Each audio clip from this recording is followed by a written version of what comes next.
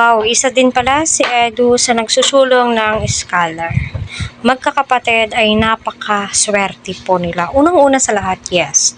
Maswerte po talaga ang Tres Marias. Dahil andyan ang kanyang mga kapitbahay, especially yung si tatay na nag-refer kay Sir Red Zane na sila ay matulungan. Eto, napakaswerte naman po talaga.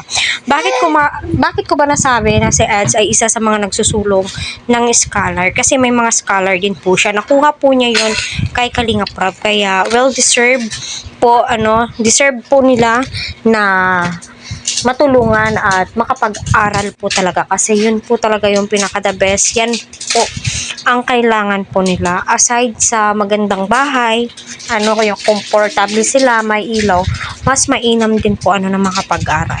Ayan, hello po sa ating lahat. One Kalingap, one family. Sana ay nasa mabuti po kayong kalagayan. Sa mga hindi pa po nakasubscribe, please hit the subscribe button naman din po mga ka-Team EDSI. At patuloy po nating suportahan ang bawat isa, especially si Kalingap Edu na halatang halata nga po sa kanyang mukha, na malungkot po siya. Pero gayon naman, nakikita naman po natin na masaya po siya, kung ano man po yung blessings at hindi naman po siya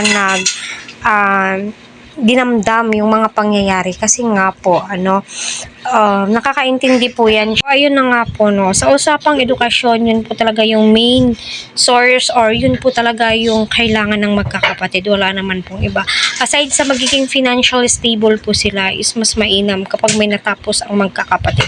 Kasi yun po talaga yung kailangan po nila. At masasabi mo na well-deserved po nila kung ano man po yung blessings. And then, sabi nga din po ni nanay, gusto din po nilang maulit ang makapagpasyal doon sa SM.